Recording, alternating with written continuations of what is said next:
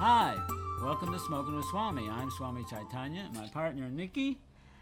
And Steve Deangelo and Steve. Our special guest, Steve Deangelo. Great guest. And his two rescue please dogs. introduce these guests here. Oh, well, this is Clarabelle. Clarabelle. And this handsome gentleman here is Goliath. I so see, cute. yeah. Well, he looks really like a Goliath. Absolutely. Yeah, they're my two little protector guardians, you know. It's like, Absolutely. But you also just said you recently had a pit bull show up. So these dogs just show up at your place? yeah, Goliath was waiting for me in my house when I moved into it. It had been sitting empty about a year, and he was living in a little, like, hole in the yard. I think he was living off of flies because he was a very good fly catcher. And then Clarabelle came to me when I was driving down the street in front of Harborside, and out of the corner of my eye, I saw like an animal in distress motion. So I pulled into the parking lot of the hotel across the street from Harborside, and she was wobbling down the sidewalk, Really? soaking wet, lactating heavily, like she'd just given birth. In fact, she was still bleeding. Oh my gosh. And she had seaweed hanging off of her. No, She had baby. seaweed hanging off of her, right? She's And so it's like, cute. you don't, around here, you don't just fall into the bay if you're a little doggy like this. That doesn't happen, right? Someone There's like threw- barriers and stuff like that. Oh, So I don't even, like to Oh, imagine okay. what happened to her. And But she had now just in given loving birth, you care. think? she had just given, I looked all over for the pups. Oh, dear. I couldn't find them They were too anywhere. little. I couldn't find them anywhere. But your karma brought you into this great life. What lucky dogs, I must say. Well, anyway, we should maybe talk a little. We're smoking here. We're smoking with Swami. Thank you for joining us. And I kind of wanted to say, how did you get started with Harborside? Because that's kind of one of your key things now. A lot of things have grown out of that. So you came to California. How did Harborside start? Well, Harborside has been a vision that I had in my mind ever since I saw a poster. I was probably 13 or 14 years old, from a hash shop in Nepal. Oh, Eden that Hashish one. Center. Eden Hashish Center, you know have the that poster poster. I have well, that okay? poster, So yes. I must have been 13 or 14, and I saw the Eden Hashish poster, which was a poster from the last legal hash shop that existed in Nepal, which was like the last place in the world that it took American prohibitionists to get to and stamp out legal cannabis. So that was a vision I'd been Yeah. carrying in my head for decades and decades. You know, I've been I selling used to weed go my to whole that. life underground. You I used to go there. that, right. Yeah. And you Yeah. buy a chunk of hash like this, charas, right, the size of kind of an ear of corn, Yeah. for like $15 or something But, like but that. I must say the ambiance wasn't nearly as nice as Harborside. Come on. But that doesn't say how you got Harborside started now. No, so the way that Harborside got started was I had already been looking for some place to do a medical cannabis dispensary, because when I looked around at what was happening with dispensaries, then there were either really well-meaning activists who had put together dispensaries that were homey but like really amateurish, right? And on the other hand, there were these kind of thuggish folks who opened up, right? And what they did was just like everything we were trying to get rid of, Bars right? on the window. Yeah, and big goons and guns and, just yuck, right? Yeah. So I felt like that didn't work for me. It didn't work for me as a patient or as an activist or as a weed dealer, as an entrepreneur, right? I was like, we can do better than this. Right. And I felt like if we didn't create an example of cannabis distribution that really brought benefits to the communities that we were in, that really connected with the community, that we are not going to be welcomed, that this model wouldn't grow, that we wouldn't be able to take it all over the state and then all over the country and then all over the world. So the idea was just to create a model that was something that was appealing. Right. Well, one of the things I Right. like about the way it is at Harborside is that there's real diversity there, and like it represents the entire Bay Area community of all different sectors, all different socioeconomic classes, and so on. And likewise, it's reflected in the staff. And so this diversity, and I will say, we when we came first to you in like 2007 or something like that, and we met you at one of our parties, right? That's At how one we of our first, parties, yes, right? uh-huh. And then the next year, your name came up again on the list, and we say, "Who's this guy, Steve Deangelo?" Well, you kept bringing more people every year. The party. The first year, I think it was just you. You came with some friends, And then the next year is, who's this Steve Deangelo? He's bringing 4 people. Next year he's bringing 8 No, people. but then we finally Who's this Googled you, and guy? all of a sudden, boom, there's this Harborside, and we said, well, gee, maybe he'd buy some of our stuff, right? And so we came down, and that was when Rick was still the buyer, and he welcomed us with open arms and all of that, and basically ever since, you guys have been really good to us, And we love what you're doing for the community. Yeah. And you're doing the right thing. You're expanding to the degree that you have to expand to, because let's face it, there's always going to be people that want certain price levels, certain quality levels, and you're going to cater to all of that. And I think that's brilliant. Well, there are people up north who don't particularly like Steve Deangelo. Up in the, you know that, I'm sure, right? I've heard that. Yeah, I've heard that. And, we usually try and come to your defense and sort of talk about the things that we find good about it and so on. But how do you take that there's certain people who just, think that the Harborside thing, they're too big or too corporate or all these different things. So what do you say about that? Well, everything that Harborside is what we built. That's right. Don't come from a rich family. Right. Nobody gave me a bunch of money to do this. Right. I got my start in the cannabis business by buying a nickel bag of weed and rolling it into 6 joints and selling each one of those joints for $1, and I built my right. way up. Hey, this is from there. American free enterprise capitalism. This is at its American most free enterprise fundamental capitalism. level. But here's the way that I look at it. I totally get the perspective of folks in the Emerald Triangle who are feeling threatened right now. Right. I feel threatened right now. There's a lot of new people coming into the industry, and some of them have a lot of money, and they have a lot of established political and financial power, and that's scary. And I get that, right? I also have this perspective that comes from spending the past 10 years serving patients, right? And what I've seen is disabled vets coming into Harborside who don't have enough money to get a prosthesis or a wheelchair and get the cannabis that they need every month. They have to make a choice because the cannabis is expensive, okay? I've seen families come in who have children who have multiple seizures every day, and they have to make decisions about, are they going to get Christmas presents for their kids? Are they going to go visit their grandparents? Are they going to be able to get them a new set of clothes for the beginning of the school year? Or are they going to buy medicine, right? And so for me, I have a real passion to bring efficient scale agriculture to cannabis, because unless we do that, unless we create an option for people who can't afford cannabis right now, the way we're growing it right now, millions and millions of people are going to continue to suffer who shouldn't be suffering, who don't need to be suffering, right? And I think that there's room in the marketplace for a variety of different approaches. There are going to be people who have the budget and want to pay the kind of price you need to pay to have a piece of produce, a crop which is grown by a master gardener in a very small plot with a great deal of attention, with heirloom genetics, right?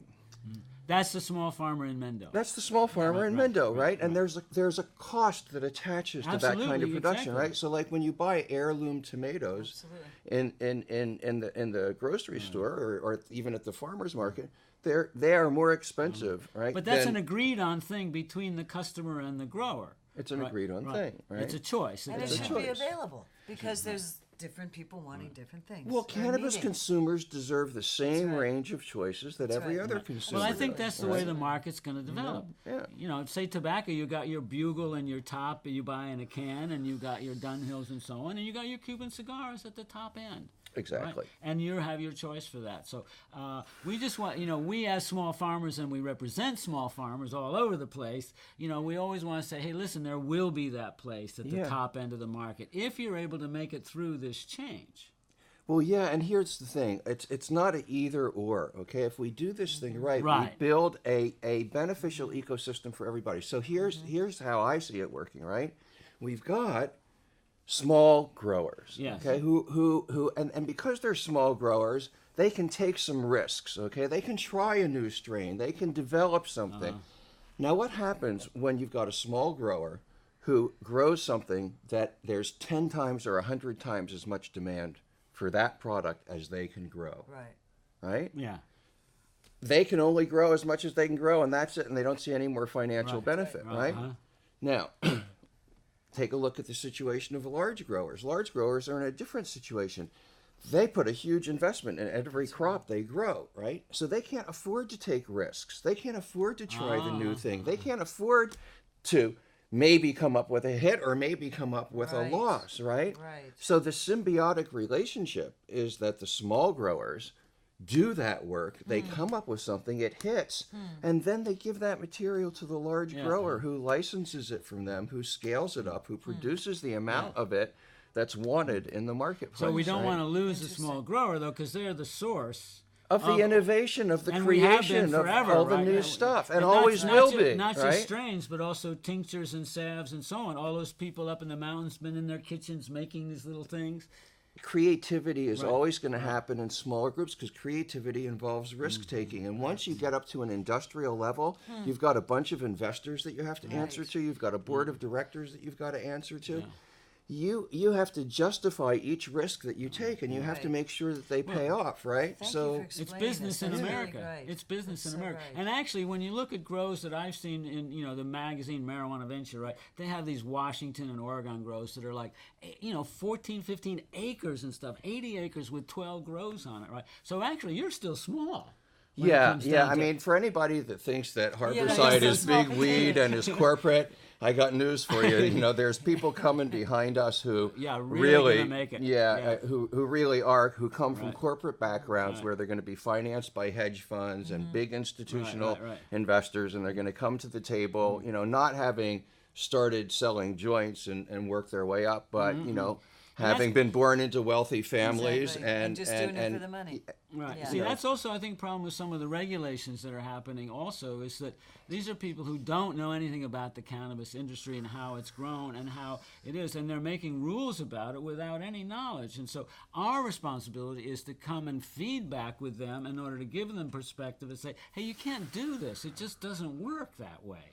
And we've got it figured out over 70 years of doing it. We really have figured it out. There's some abuses, we know that, but regulating is going to get rid of the abuse. But you can't regulate the industry out of existence. No, it has to be a conversation, Yes, right? exactly. It has to be a It'll keep conversation. changing. It'll go up and come down again. And Well, yeah, it'll it level is. out to something Yeah. But there's a lot of reasonable. people who could go out of business in the meantime. Exactly. But that's just, what do you call it? The cogwheels of economic history that are making things happen. Yeah, but it's, I mean, there is a tragedy that's in the making, okay? And the tragedy that's in the making is there's no way to avoid it, because Right. part of regulation is going to be forcing people to choose between either learning how to be compliant, all right, or remaining underground in a shrinking right. underground market, Exactly, right? exactly. Well, a lot of our people, we didn't go to the Emerald Triangle to be compliant and to learn how to obey laws really well. Okay, that wasn't what it was all about. Okay, You never wrote anything down, right? we got We're not good at following right. We were rules. temperamentally the people who didn't want to follow the laws. We got really good at evading the laws right. and eluding capture, right? Right, right. And so now there's this whole population of people who, in order to participate in the legal economy, are going to either have to change that way of life and thinking, right? And California is the most regulated state anyway, right? It no matter is. what It industry. is. So I think there's something. There's something that's tragic about that. It's also A lot of people- inevitable, right? And there's going to be a lot of displacement. A lot of the kind of our people, people who have been doing this for decades and decades and decades. Man, I'll tell you, as someone who came from cannabis culture, who came out of the counterculture and has learned how to become compliant and engage with these systems, it is hard. It is really Really hard. really hard. Really, It's really it's hard. hard intellectually. It's hard from a discline point of view. right. It's hard Ethically, psychically every and way. spiritually. It's ethically challenging in places. So a lot of us are not going to make it That's through true. that But chute. Steve, doesn't it always just get back to one of the main reasons I voted for Proposition 64 is that people should not be going to jail, and people should be able to have access to their medicine. And so, if it means that I have to pay taxes and do paperwork and all that stuff, it's worth it. If that, that's worth it to me. It's not even people going to jail. Okay, here's what I've been doing a lot of thinking about this lately. Okay, we already know if we take a look at what's going on with hard statistical evidence in states that have made cannabis more accessible, right? We're beginning to see the aggregate effects of individual cannabis consumption. And so what are we seeing? Hard statistics, okay?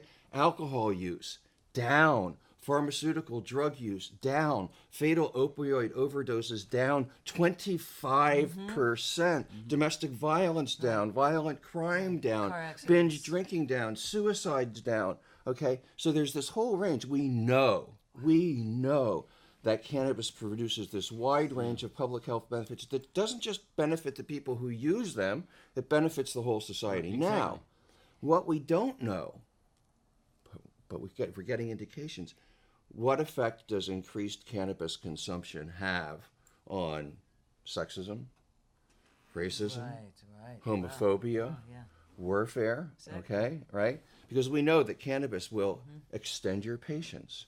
Cannabis will open your mind and help you be more tolerant and learn ways to more peacefully resolve disputes and heighten your appreciation and reverence for nature, right? So think about where we're at. What's not to like? Well, those are desirable qualities exactly. anytime, anywhere, any society, right? But now, in the world, in the distress that it's in, where we've got like these super states threatening each other with nuclear annihilation, and we've got individual human beings going around and killing themselves and killing each other in the most horrible and shocking kinds of ways for the craziest and silliest of these abstract ideological reasons. It's like, if there's ever a time that the world needed this medicine and needed this plant, now is the time. So we're not just talking about keeping people out of jail or even helping people die from opioid overdoses yet.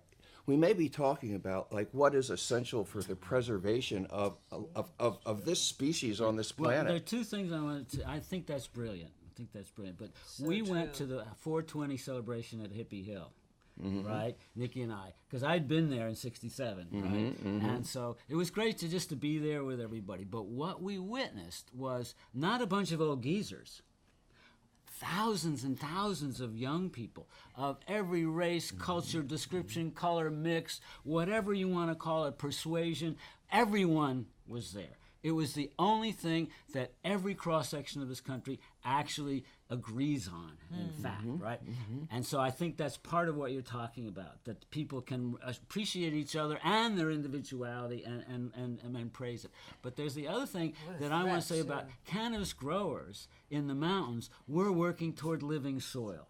Regenerative agriculture, sustainable ways of growing. And not only are you talking about peace because of using the medicine and understanding compassion, but also repairing the earth with methods that are going to rebuild the soil. And so there's a whole group of cannabis growers who are pioneering that, on the avant-garde of that. And we're also saying that, you know what, that produces the best cannabis, right? And so it's many ways that we're helping the planet into interpersonal relationships, understanding of different cultures, because all the other cultures, the Hindu culture, the Muslim culture, all these other cultures have cannabis also.